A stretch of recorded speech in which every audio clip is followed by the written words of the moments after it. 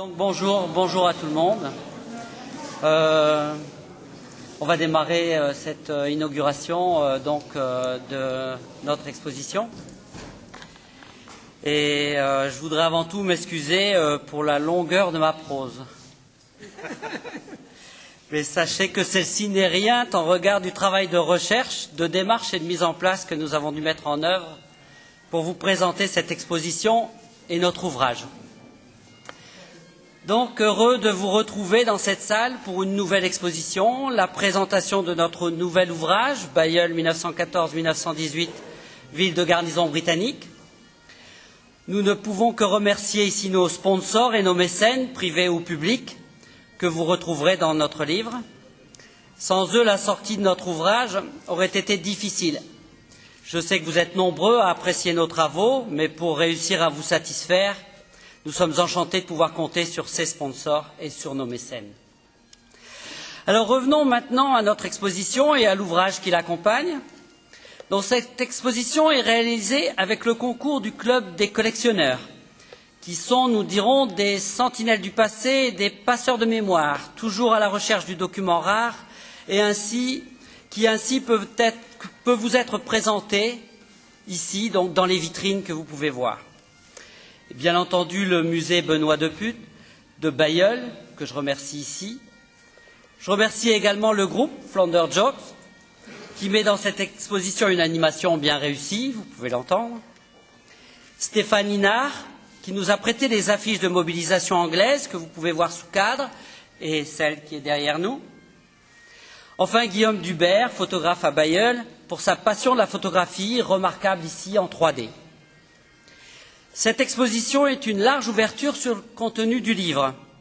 Nous espérons que cet ouvrage ainsi que le montage de cette exposition pourront vous faire partager le quotidien de nos prédécesseurs à Bailleul et vous montrer l'atrocité de ces moments de guerre, en sachant que malheureusement, la fin de celle-ci constituera les prémices de celle qui suivra. Donc à la veille de cette année qui va voir le centenaire de la Grande Guerre, nous ne pouvions pas ne pas nous remémorer ces 4 années qui furent pour notre ville comme pour la région des moments intenses, faits de petites choses comme de grands tourments. Ainsi, nous partirons du 1er janvier 1914, derniers instants de paix et de sérénité d'une ville flamande de 13 000 habitants, avec ses joies, ses fêtes, mais aussi ses conflits d'intérêts.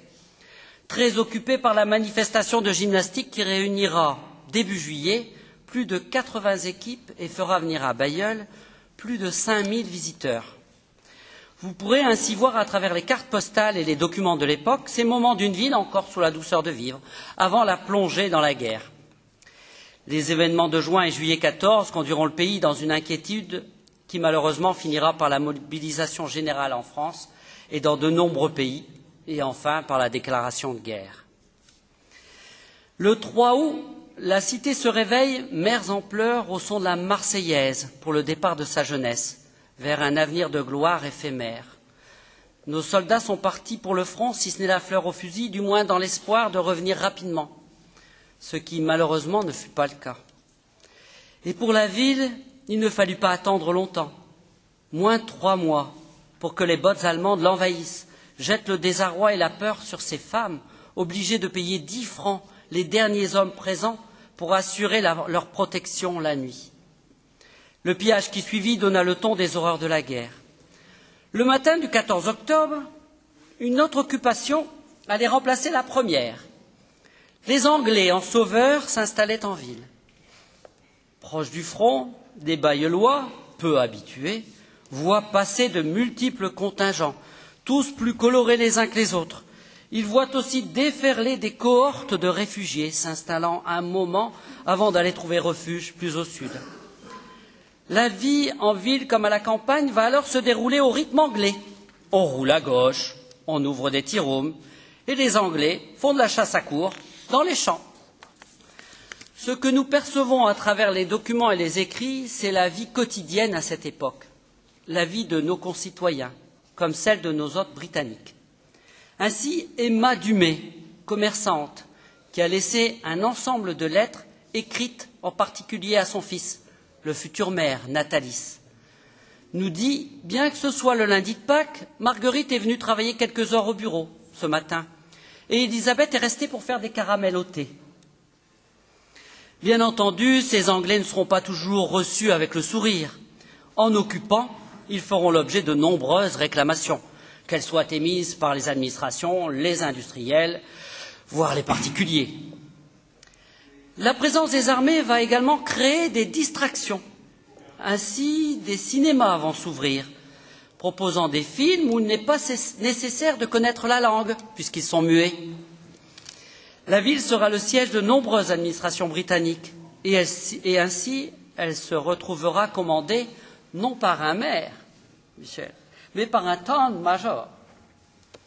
Mais revenons aux Bayeullois, et en particulier aux enfants, qui ont vécu différemment la guerre, chacun selon sa sensibilité. L'abbé Delmotte, qui a 7 ans et demi à la déclaration de la guerre, nous montre assez bien dans ses écrits les états d'âme de ces chérubins, pas si anges que cela. Ainsi, il considère que ces 4 années comme les plus intéressantes de son enfance, parce qu'elles furent 4 années d'aventure.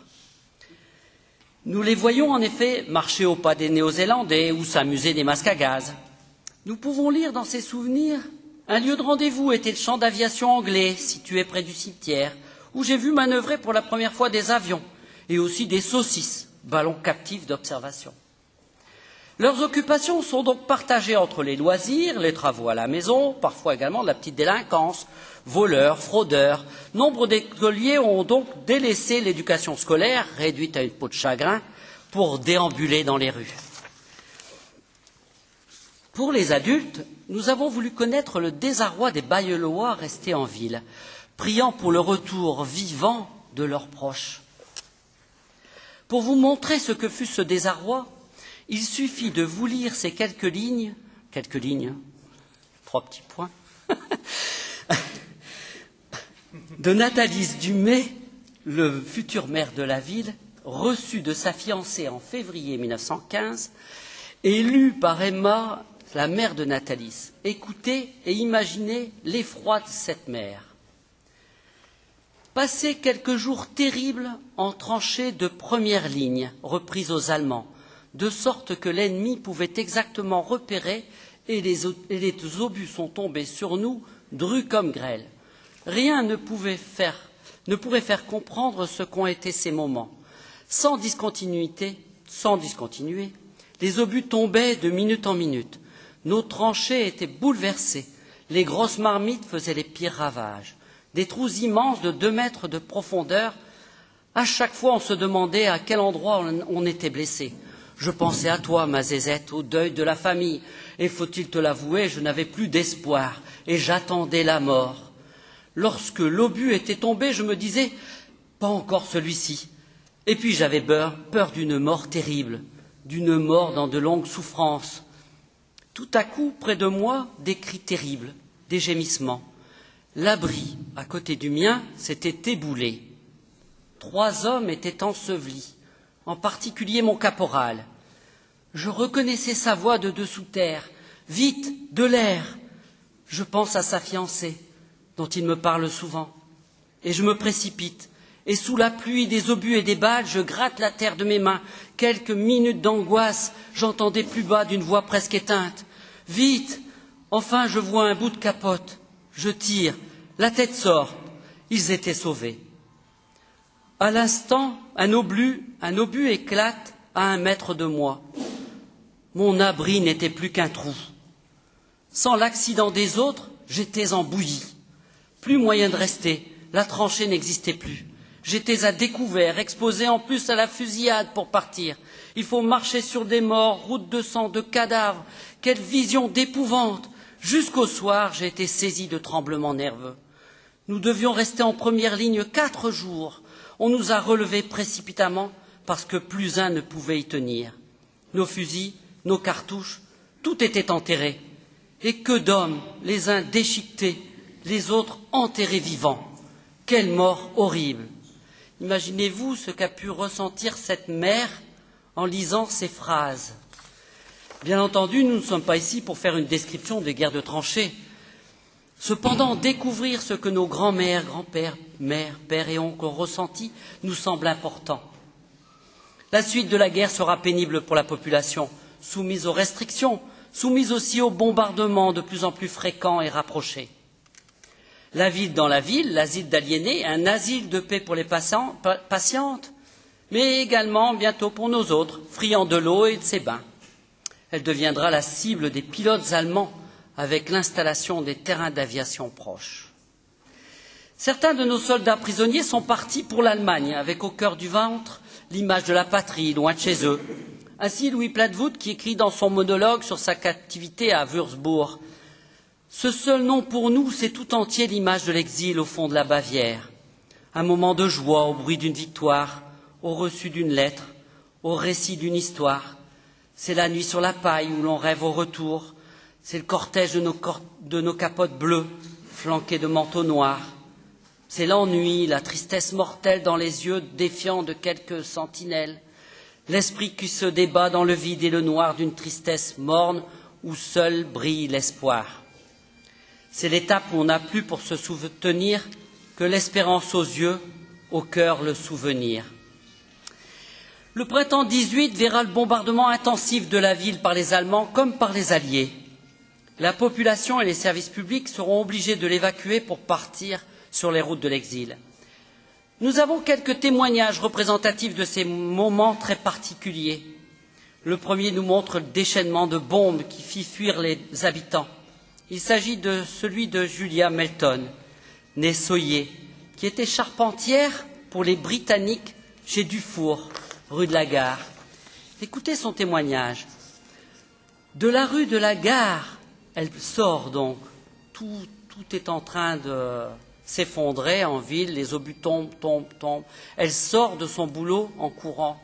De la rue de la Gare jusqu'à mon foyer, la rue du Cortinquaire, parmi la fumée et la poussière, marchant sur des monts de débris, ici et là couverts de morts, ici on voyait une tête, là un cadavre sans main ou sans pied, tous méconnaissables. Quelle triste scène à voir! Et je me demande si en ces moments l'on a toutes ces facultés mentales pour pouvoir surmonter tout cela. Il y avait sûrement des miracles ces jours-là. J'arrivais enfin à ma demeure. Je n'y trouvais personne. Mes parents et sœurs s'étaient sauvés avec le reste des voisins. Je ne savais quoi faire. Le toit de la maison était déjà démoli, le dîner brûlé sur le poêle. Je regardais le moulin à café sur la table, et tout ce que j'entendais, c'était le bruit des canons, suivi des explosions partout. J'en suis terrifié. Et dans mon excitation, au lieu de prendre ce que j'aurais le plus besoin de mes effets, je pris une petite caisse où j'avais conservé quelques souvenirs sans valeur. Un police militaire anglais m'ordonna de me rendre à la cave de la brasserie Eusel, rue des Foulons, où il y avait déjà des centaines de personnes criant et pleurant pour leurs familles qui s'étaient sauvées. Sans eux, personne n'avait vu mes parents ou sœurs.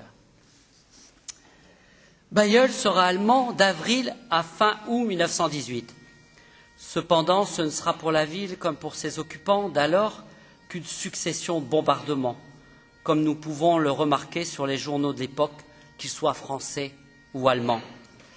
Libérés le 30 août, il ne restera que des ruines, ruines qui donneront naissance à cette ville neuve et nouvelle par son architecture, celle qu'aujourd'hui nous connaissons. J'espère pas avoir été trop long. Je vous remercie de votre écoute. J'espère vous avoir donné l'envie d'en savoir plus en découvrant notre exposition, d'en approfondir les sujets par la lecture du livre, et enfin, qui sait, en venant nous rejoindre au sein du Cercle pour, avec nous, continuer l'aventure de notre association. Je vous remercie.